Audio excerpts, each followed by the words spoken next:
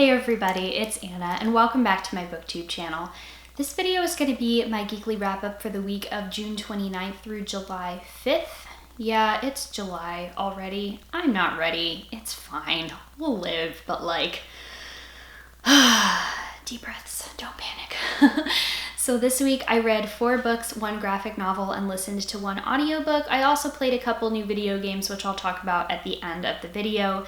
So the first book that I finished reading was an arc from NetGalley of Cinderella Isn't Dead by Kaylin Bayron. This, if I were to describe it in one sentence, is a young adult fantasy that is written if the characters were all living in like this world of fairy tale fundamentalism. So it follows our main character, Sophia, who is a queer girl that's growing up in a society in which every facet of their lives is structured around following a very literal interpretation of the Cinderella fairy tale, down to the point where all of the girls, when they come to a certain age, have to go to this ball and they have to find husbands there, or else they are essentially like outcast from the society and they either die or they have to like work at this sort of prison labor type of thing. And obviously, you know, Sophia knows that she is not going to make it very far in this ball, considering that she's only into girls, and the like prevailing assumption of this society is that everybody is cisgender and everybody is heterosexual. So she decides that she is going to try and take down the evil king that makes everybody follow this like really literal Cinderella interpretation. I thought this book was pretty good. I gave it 3 out of 5 stars, which is a good review from me. I think that something that I kind of was hoping a little bit more of is that I was hoping we would get more in-depth characterization of the characters. Like, I understood what motivated them on a very basic level, but there really only seemed to be like 5 meaningful characters in this book, and I didn't really know much about them beyond what their basic motivations were. I thought that like, even for a book that's written for young readers, the adults in this book were particularly useless. Like, I know that's something that's pretty common in middle grade, where the parent characters are kind of just there because children have parents, but they're not an important part of the story. But in this, the parents were like actively useless, to the point where I was just like, really? They didn't even have like independent thoughts or feelings of their own? It was a little bit weird for me, honestly. Like, not because it took away from the main character's agency or anything, but just because it seemed very strange to me that like none of the characters really felt like fully realized adults. None of the supporting characters, I should say. So there was that.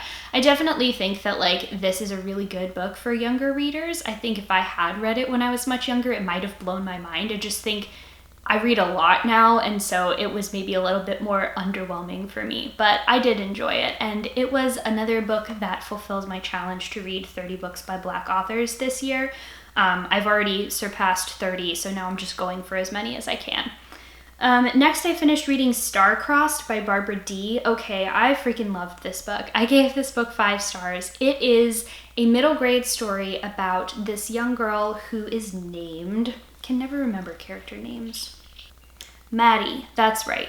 And she is getting ready to be in her class's 8th grade production of Romeo and Juliet, and through a series of events, she gets cast as Romeo, and she figures out that she has been falling for the girl who plays Juliet, but isn't sure how to tell her.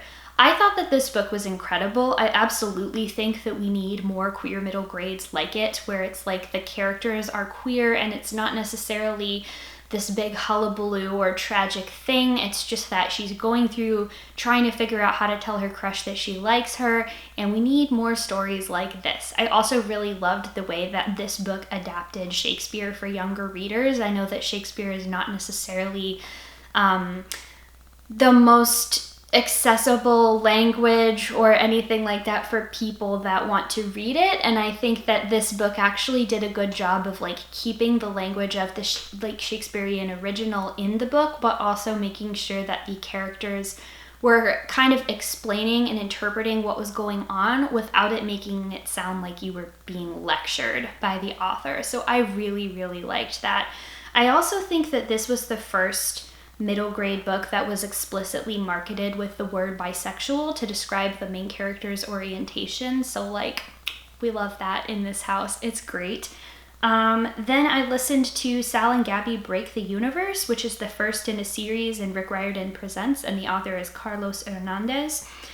This book was also fantastic. I gave it 5 stars. It brought me to the verge of tears multiple times, but it is about this boy named Sal and this girl named Gabby that both go to a performing arts school in Miami.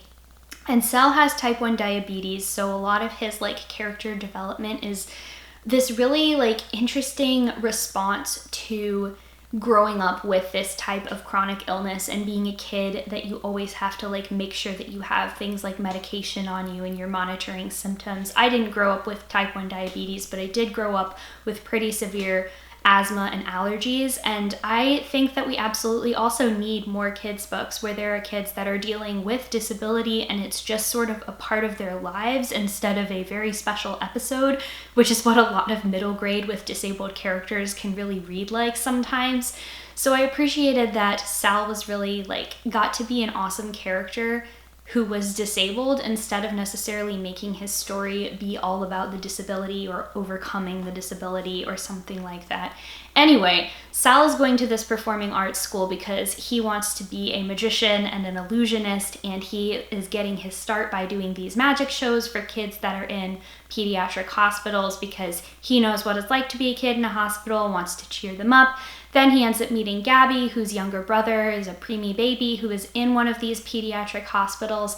And together they kind of end up having this weird quantum physics time travel adventure together, which is really weird because I don't think I've ever read something quite like that in a middle grade book. Maybe in A Wrinkle in Time, but it's not quite like this.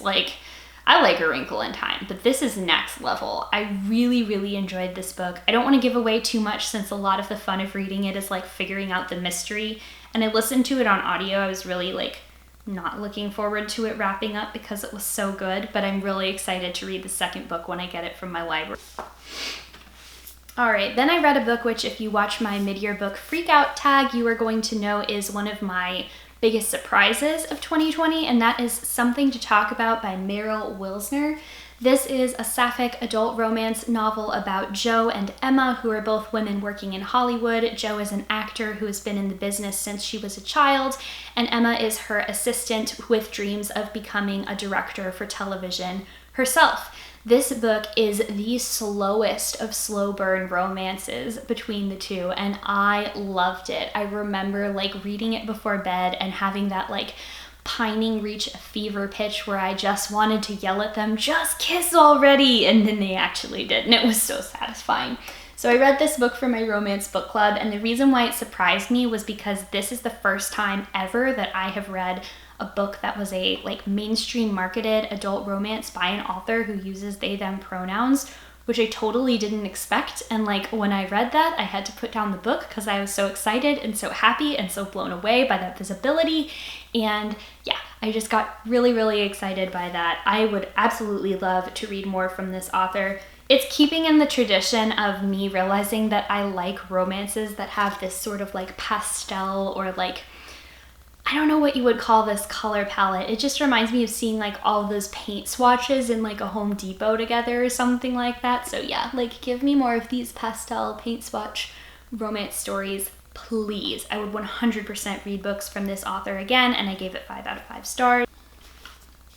Next up was a book that I kind of hated, but I think it's mostly because I was disappointed in the way that the book was marketed, and that is Our House is on Fire, Scenes of a Family and a Planet in Crisis by Greta Thunberg, Svante Thunberg, Malena Ernman, and Beata Ernman. So the problem that I had with this book is, number one, it should have been called This Book is on Fire because it was extremely disorganized and chaotic to read. And number two, given the marketing of this book, the fact that Greta Thunberg's name is the one that is on top and is in a different color than all of the other co-authors who are her parents and her younger sister, led me to believe that she was the author of this book. She is not the author of this book. Malena Ernman, who is her mother, is actually the author of this book. And the problem with this book was that I don't think it really knew what it was trying to be. It was trying to be too much at once, and it was succeeding at none of it. So it kind of starts out with Malena Ernman writing about her experience as being a professional opera singer and having her 2 younger daughters who become very interested in the cause of climate change and environmental justice and all of that kind of thing. But it's like this, it reads like this weird hybrid of like a celebrity memoir, a family story, and then also somewhat of an incomprehensible environmental manifesto. I think that this book really needed a better editor, because as I was going through and reading it, all of the various chapters were very short and scattered and fragmented, which can be fine when that's done as a good choice, but I think that overall this book really lacked cohesion, and it suffers from being marketed as though it is by Greta Thunberg when actually it's not. This book also has some really like troubling, to me at least, talking points around autism and like children who are autistic and like how that impacts families, that without going into too many details because it's just a lot, really reminds me of some of the really hateful rhetoric that places like Autism Speaks will spout out. Things like the way that she'll write about things like, oh, did you know that like autistic children's parents are more likely to get divorced, which regardless of whether that's true, and by the way, this book has no bibliography to back up any of the studies that it cites, which is a big red flag for me. I'm just like, okay, I could go fact check these on my own, but like, this is a nonfiction book that is trying to cite data and studies, and for it to not have a bibliography or even just basic footnotes, very concerning. But then the way that she'll write that is less like it's a statement of fact and more like it is somehow placing the blame on the child, like placing the blame on disabled children for the bad things that happen to their parents. Like, obviously, I am not a parent, so I don't know what it's like to be a parent. I don't know what it's like to be a parent of a child who is abled, disabled, anything like that. But it really just does seem to me that, like, you shouldn't be blaming children for issues within the parents' relationship. That seems like it's really something that needs to be worked out with the parents. And yeah, there were a couple of other issues with it that just really sounded some alarm bells for me in terms of things that are like, this is not how we talk about autistic people So I guess I would really just recommend that if you're interested in learning more about this, go to the Autistic Self-Advocacy Network and read about some of the work that they've been doing to destigmatize autism and neurodiversity, because this ain't it. I don't think I could recommend this book. I gave it 2 stars because it was just bad and I couldn't recommend it, honestly. And then last night, very late, I finished Mouthguard Legends of the Guard Volume 3, which I gave 4 stars. Again, this is more in the same vein. All of the mice get together to tell different stories, which is the reason that this is a comics anthology, because it's made by a bunch of different writers and artists, and the one that tells the best story gets their tab paid off at the June Inn. I thought that this one was better than the second volume. It still didn't quite get the entire magic of an original Mouthguard story for me, but it was absolutely wonderful. So like I said, gave it 4 stars. And let's see. So this week, no board games, but I did end up playing a couple of new video games. I've been enjoying the swimming and diving update in Animal Crossing, as has everybody that is still in Animal Crossing, I think. And then I also started playing Slay the Spire, which is, you may probably already know of this because it's been out for a while now, but I'm late to the party, so hi, I'm now playing Slay the Spire. It is a roguelike deck building game. So that means that you go through like a certain run where you're battling bosses, and then when you die, you lose all your progress, and then you start back at the beginning. And then a deck builder, meaning that you are, playing cards, and you will get the options to add or remove cards from your deck as you go on. It's really, really freaking fun. I have not gotten too far into the game. I've probably played it for maybe like 2.5 hours at this point, so I don't even have all of the basic characters unlocked. But the nice thing about it is that the more you play it, the better you get at it, and the more like advanced cards you can unlock and upgrade for your deck. I played a whole heckin' lot of Hearthstone. I used to be like a competitive Hearthstone player locally, and I think that this game is really like scratching the itch that I'm missing from playing with that, while also keeping it fresh and being a new challenge. It's definitely more of a puzzle-oriented game because you know what the enemies are going to do before they do it. So like it does give you an added layer of strategy and an added amount of time to prepare, which I really enjoyed, because that way it's not like I'm totally randomly throwing cards and seeing what happens. But yeah, I really, really enjoy it. I think so far, tentatively, I have 3 characters unlocked, and I think my favorite is the little robot dude that has these like different elemental orbs that they can channel. So like they have these glowing orbs above their head, and then at certain times you can channel the orb and do like a lightning attack against the bad guy or something. And I really like the way that that interplays with the card strategy. So that's gonna do it for this week's Geekly wrap up. Let me know with a comment down below if you've read anything interesting this week or watched or played anything interesting, since we are like a multimedia series here right now. If you like this video and you'd like to see more of what I do, please go ahead and subscribe to my channel. That's the best way to get updated every time I post a new video. As always, thank you all so very much for watching, and I'll see you in the next one. Bye.